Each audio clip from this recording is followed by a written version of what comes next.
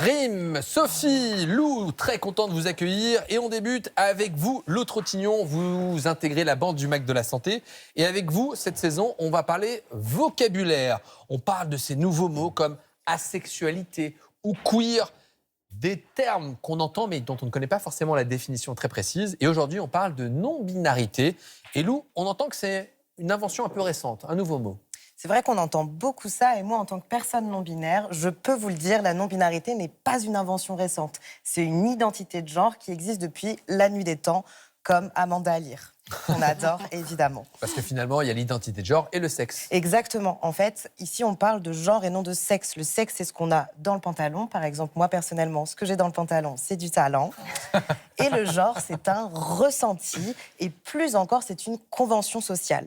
En Occident, on a décidé de séparer le genre en deux catégories bien distinctes. D'un côté les hommes, de l'autre côté les femmes.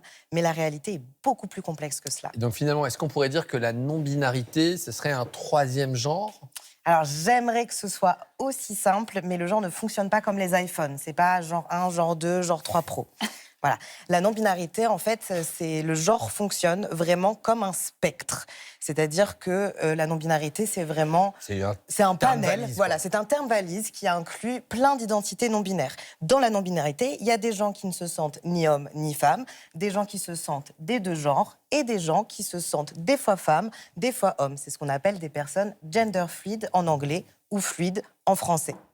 En fait, on a longtemps cru que le genre fonctionnait de manière séparée, c'est-à-dire que la féminité était opposée à la masculinité, comme si on ne pouvait être que Brigitte Bardot ou que Sébastien Chabal. Alors qu'en réalité, le genre fonctionne comme un spectre, c'est-à-dire qu'on est entre Brigitte Bardot et entre Sébastien Chabal. Moi, par exemple, je suis à 3 Sébastien Chabal de Brigitte Bardot. Ça, c'est rigolo, cette petite réglette pour savoir Ouais, où je est-ce qu'on sais se pas, situe je me suis dit... entre Brigitte Bardot et Sébastien Chabal. Alors, est-ce que ce mot binaire, à l'inverse, est un mot récent ? Le mot non-binaire, en effet, est récent. Il est arrivé à la fin des années 2000. Il a été accepté uniquement officiellement depuis 2017 en France par la Commission de terminologie.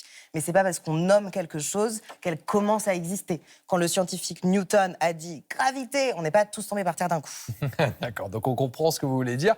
Mais ça veut dire que lorsqu'on s'adresse à une personne non-binaire, est-ce qu'on devrait dire « il » ou « elle » ou c'est ni « elle » ni « il » ? Eh bien, ça dépend des gens. Il suffit juste de leur demander pour savoir ce qu'il ou elle préfère. Beaucoup utilisent une contraction du pronom « il » et du pronom « il », qui est le pronom IL. Alors je sais, c'est compliqué, mais si vous arrivez à retenir le prénom de vos petits-enfants, eh bien vous pouvez retenir le IL. Et je peux me permettre de vous poser la question, vous Bien vous sûr. identifiez comme non-binaire, Oui. est-ce que on doit dire il, elle, yel ? Alors moi j'utilise le pronom IL, tout simplement parce que c'est plus simple et qu'il est très compliqué aujourd'hui d'utiliser le IL dans la langue Mais française. dans un monde parfait où finalement le yel aurait la même place que le il ou le elle, pour vous, ce serait plutôt... J'aurais choisi IL, tout à fait. Alors, on a dit que tout ça, c'est très récent. Est-ce qu'on a des preuves historiques de la non-binarité ?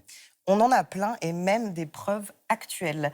On a par exemple les deux esprits qui existent dans les cultures autochtones d'Amérique du Nord et aussi les Hijra en Inde qui sont des personnes non binaires. Les Hijra par ailleurs ont été acceptés officiellement en 2014, comme quoi il est possible de nous respecter. Et en Occident, on a même retrouvé des choses très anciennes. Oui, très ancienne, on a retrouvé la tombe d'une personne non-binaire princière qui date du Moyen-Âge. On a retrouvé en Finlande. Pourquoi on sait que c'est une personne non-binaire ? Parce qu'on retrouve une épée en bronze qui est vraiment une épée de bonhomme et une épée avec des bijoux, des petits ornements. Cela nous montre que cette personne défiait les normes de genre et aussi avait du style.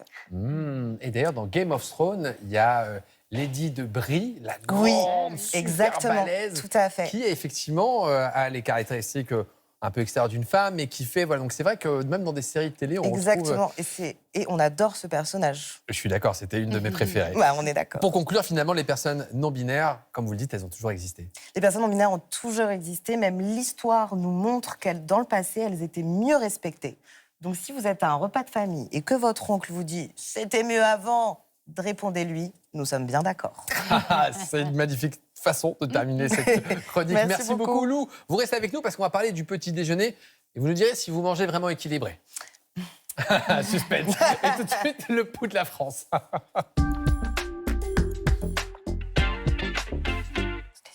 Nous partons dans les Côtes-d'Armor. Je vous propose de découvrir un EHPAD étonnant où les résidents sont mis tous les jours à contribution et où les décisions sont même prises en communauté. Certains habitants se voient même chargés du titre de facteur. Un reportage Delphine Renaud, Mathieu Crescio, Nathalie Vincenti.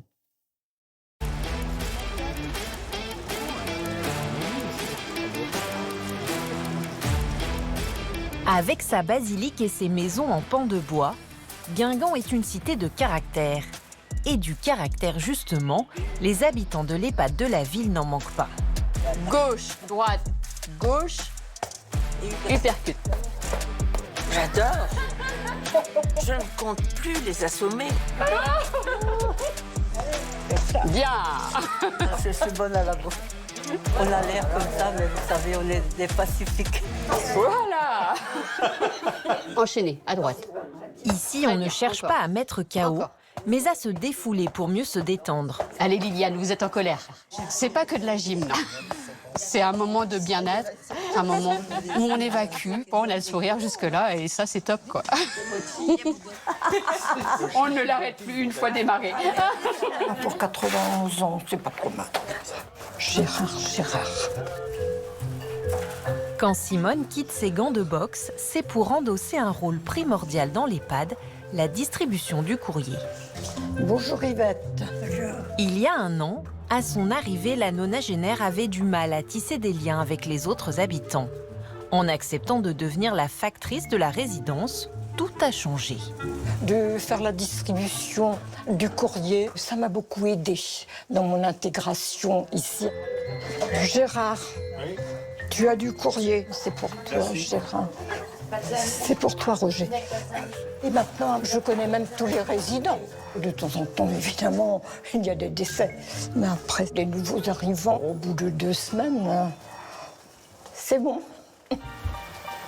Simone continue sa tournée dans cet EHPAD organisé comme un village. Ici, on ne parle pas d'unité mais de quartier avec ses places, son café, ses rues et les résidents sont des habitants. Bonjour tout le monde. Et quant à l'organisation, c'est en conseil citoyen qu'elle se décide. Au niveau du contenu des assiettes, est-ce que ça vous convient? Qu'est-ce qu'il faut qu'on retravaille? La soupe est meilleure. La soupe est meilleure. Par contre, j'ai senti qu'il y avait des choses qui allaient moins bien. Toujours les pommes de terre sucrées. Ah, là actuellement, Je suis assez d'accord. on débriefe sur la vie de la collectivité pour que chacun retrouve sa place de citoyen et de citoyenne. Donc c'est toujours à nous de re-questionner notre organisation. En fonction des remarques, activités, repas et ménages sont adaptés.